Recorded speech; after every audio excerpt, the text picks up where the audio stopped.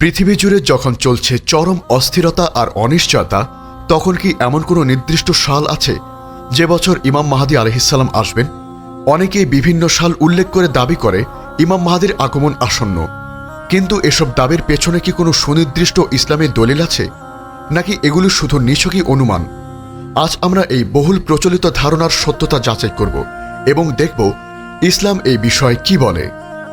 আসসালামু আলাইকুম রহমতুল্লাহ। আপনারা দেখছেন উম্মা কণ্ঠ। এখানে ইসলামের গভীর জ্ঞান সহজভাবে তুলে ধরা হয়েছে। আমাদের বার্তা ছড়িয়ে দিতে চ্যানেলটি সাবস্ক্রাইব করুন ও বেল আইকন প্রেস করুন। প্রিয় শ্রোতা, ইমাম মাহদী আলাইহিসসালামের আগমন মুসলিম উম্মার জন্য একটি অত্যন্ত গুরুত্বপূর্ণ বিশ্বাস। তবে তার আগমনের সময় নিয়ে মুসলিম সমাজে বিভিন্ন সময়ে অনেক ভুল ধারণা ও গুজব ছড়িয়েছে। অনেকে নির্দিষ্ট কোনো বছর বা দশক উল্লেখ করে বলেছেন যে মাহদী এই সময়ে আসবেন। এই ধরনের দাবিগুলো প্রায়শই মানুষের মধ্যে বিভ্রান্তি সৃষ্টি করে। আজ আমরা আলোচনা করব, ইমাম মাহদীর আগমন কি কোনো নির্দিষ্ট সালেই হবে? এই প্রশ্নের উত্তর আমাদের শেষ জামানা সম্পর্কে সঠিক দৃষ্টিভঙ্গি তৈরিতে সাহায্য করবে।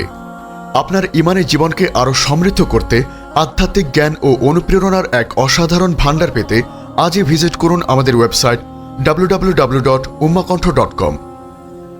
ইমাম মাহদী আলাইহিসসালামের আগমন মুসলিম উম্মার জন্য একটি অত্যন্ত সুনিশ্চিত বিশ্বাস, যা অসংখ্য সহিহ হাদিস দ্বারা প্রমাণিত।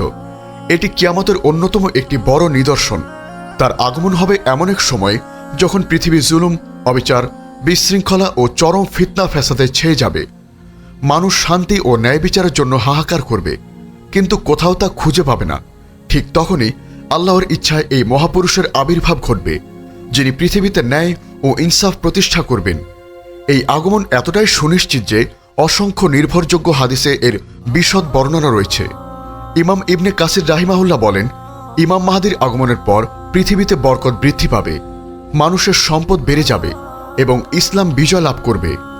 রাসূল সাল্লাল্লাহু আলাইহি ওয়াসাল্লাম ইমাম মাহদী সম্পর্কে বহু স্পষ্ট ভবিষ্যদ্বাণী করেছেন।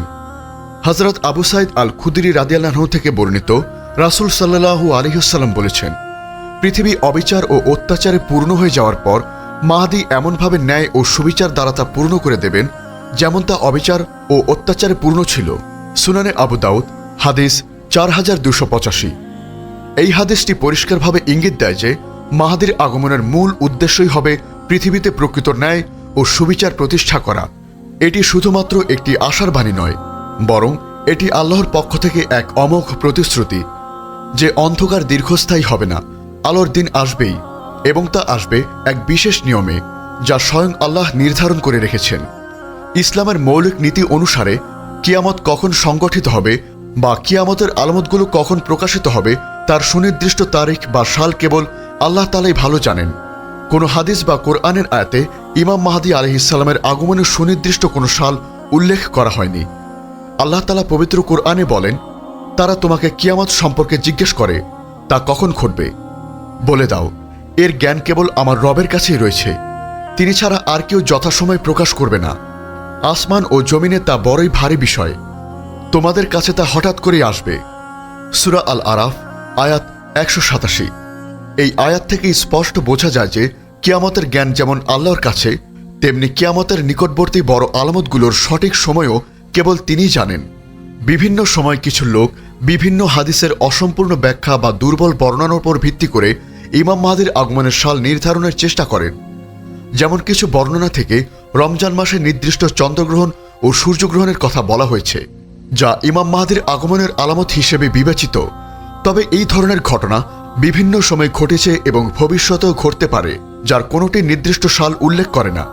কিছু ওলামায়ে কেরাম হয়তো ঐতিহাসিক ঘটনা প্রবাহ বা কিছু গণনার উপর ভিত্তি করে অনুমান করেছেন, কিন্তু এগুলো কোনোটি অকাট্য শরীয়তসম্মত প্রমাণ নয়। ইমাম মাহদীর আগমনের পূর্বে কিছু আলামতের কথা হাদিসে বর্ণিত রয়েছে, যা দেখে তার আগমন সম্পর্কে অনুমান করা যেতে পারে, কিন্তু কোনো নির্দিষ্ট সালের কথা উল্লেখ নেই।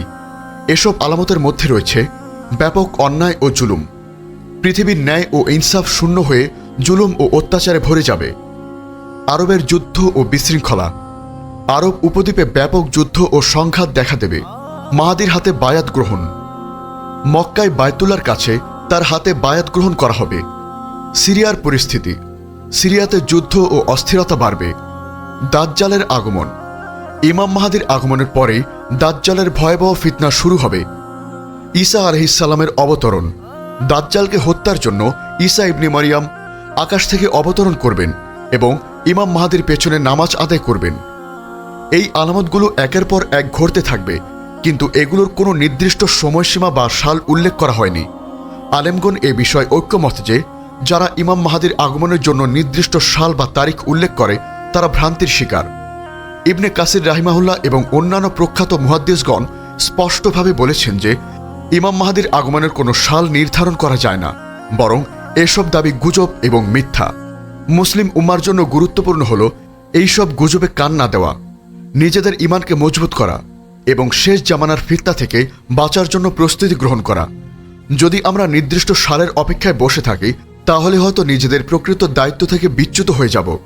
রাসূল সাল্লাল্লাহু আলাইহি ওয়াসাল্লাম বলেছেন, যখন তোমরা ফিতনা দেখবে তখন তোমাদের উচিত হলো আল্লাহর ইবাদতে মগ্ন হওয়া। সহিহ মুসলিম।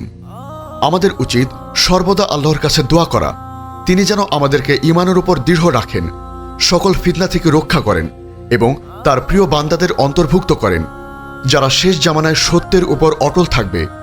পবিত্র কোরআনে আল্লাহ তাআলা বলেন, আর তোমরা আল্লাহর রজ্জুকে দৃঢ়ভাবে ধারণ করো এবং বিচ্ছিন্ন হও না।